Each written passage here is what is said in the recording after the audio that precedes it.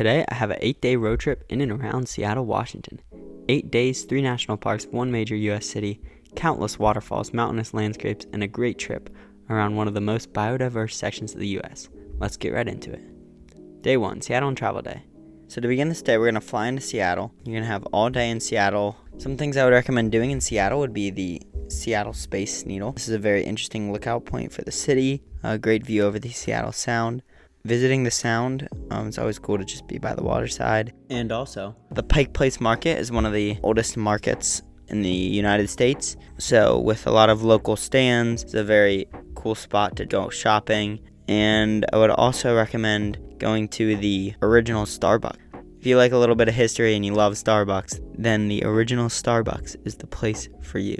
So we're going to start day 2 with a little drive from Seattle to Olympic National Park. There's a lot to do in Olympic National Park, so it being your first day there, I would recommend seeing the Hoh Rainforest, one of Olympic's most iconic viewpoints. One of the great ways to experience this area is the Hall of Mosses Trail. This is 1.1 miles, and this is the most iconic hike through the Hoh Rainforest. If you're looking to extend this trail a little bit, if you're an extreme hiker, I would recommend taking the Hoh River Trail. It begins right where the Hall of Mosses Trail ends. Add on as much length as you want because this is just a simple out and back hike. Later on day 2, I would recommend going to Ruby Beach for sunset. This is one of the most iconic beaches at Olympic National Park. The rocky beaches out in the Pacific Northwest are unlike any other part of the world. Day 3, Olympic National Park. After all day 2 hiking, seeing the Hoh Rainforest, day 3 is a little bit more of a chiller day. I would recommend taking a hike in the morning out along the beach. A couple good beach hikes are the Kalahawk to Browns Point Trail. It's a 5-mile hike. The Beach Trail 2 is a 4-mile hike, and the Big Cedar Tree is a 0.3-mile hike. Those are varying distances for varying skill levels and experience levels of hikers. And I would end this day at Shishi Beach. This is a little bit less of a famous beach. It's still in Olympic National Park, but it is gorgeous, and there's a little bit of hiking you can do here too if you really feel like it. But really, it's just a great viewpoint to watch the sunset. Day 4. So on day 4, it's going to be a drive from Olympic National Park to North Cascades National Park. This is about a 4-hour drive. There's not a ton to do on the way to this drive, so I'd recommend either waking up late and having a slow morning in Olympic National Park, maybe seeing something there before you leave, or also stopping in Seattle on the way. If you really enjoyed the city on the first day, this might be something you would enjoy going back to before you continue your journey to North Cascades National Park. North Cascades National Park is one of the least well-known national parks actually in the entire U.S. It's the least visited national park on the continental United States, and a lot of people just have not heard of this national park. So it's in Upper Washington State. It has mountains just like Glacier, amazing hiking trail. A lot of national parks are overrun by tourists and visitors. This national park is a lot more laid back, feels a lot more like you're truly just immersed in nature. Day 5, it's going to be in North Cascades National Park. What I recommend doing on this day is going on a hike as always. I think hiking is just the best way that you can experience the wilderness around you, especially in North Cascades National Park. For the hikes, I would recommend the Baker River Trail. That's a 5-mile moderate hike. So this trail is going to be right along the river. It's a more remote trail. It's very beautiful. To get to this trail, it's only about an hour. It's right along the shore of a lake, so it's going to be a beautiful drive the whole way there. 5 miles, moderate hike. Next hike we have is the Maple Pass Trail. This is a harder hike. It's 5.4 miles, but it is going to be steeper, a little bit more difficult, a little bit more uneasy terrain. Certainly would recommend staying off the hard hikes if you're not a very often outdoorsy person. But this trail is just beautiful. I mean, the background's going to be mountains, pine trees, this beautiful lake, a little bit of these red dirt tones. It's going to be, you're pretty much walking just on top of mountains. It doesn't get much better than this really with trails.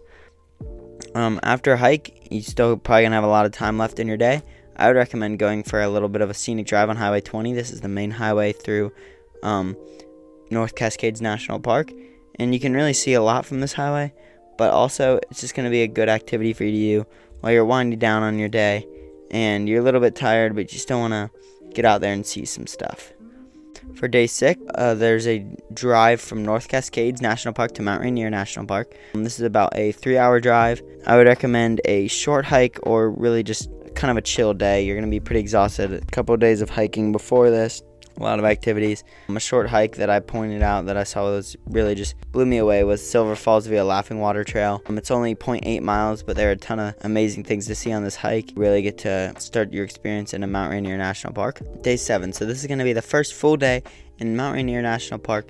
This day, you're going to have to try and do it all. There's only one full day in Mount Rainier National Park, but I would recommend doing the morning hiking trail. I have 4 trails, one being a quick hike to Narada Falls. It's 0.2 miles. I would recommend pairing this one with the 4th crossing trail. It's 0.5 miles. Both these trails are absolutely beautiful. I'll have some pictures on screen here. Also, in addition to those 2 trails, if you're looking for a more advanced hike, we have the Bench and Snow Lakes Trail. This is a very beautiful trail. You get to see a couple of lakes, just stunning. And the Tommy Peak Trail is a 5.6 mile trail. This is much more difficult. It's got 1,500 feet of elevation gain, so it is a more difficult trail. Really, you can't go wrong in these parks, though. They're just so beautiful and just such awesome regions of the world. You can't really pick a bad trail. If you're feeling up for it in the afternoon, I would recommend a scenic drive through the parts of the park that you haven't seen much of. This park is very diverse, and if you're only able to do one hike in the morning, you're not going to be able to see a lot of different parts of the park. And there's a couple of scenic drive loops throughout the park that could be really cool for you to check out. On day 8, I would recommend book your flight at the end of this day. It'll give you an extra half day in Mount Rainier. And I would use this time, wake up early, and see if you can catch a sunrise rising up onto the peak of Mount Rainier.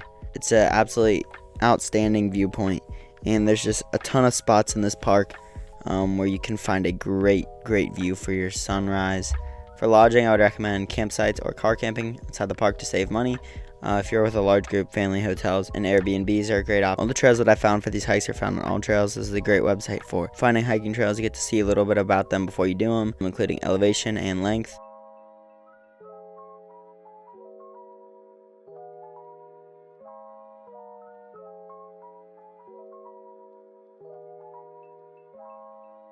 Yeah, so this is my first video.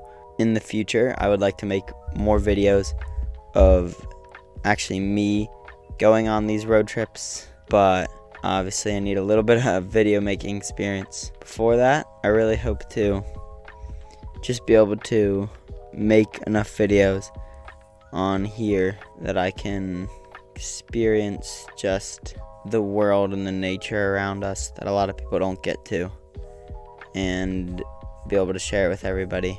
Do that at some point in my life.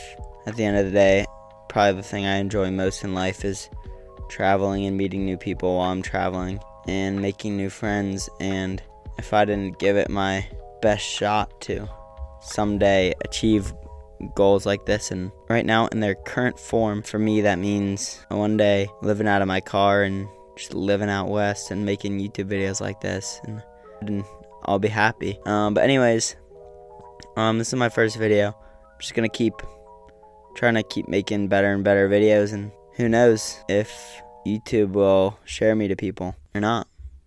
But for everyone that's watching this, I'm assuming friends, family, people I shared the link with, thank you so much.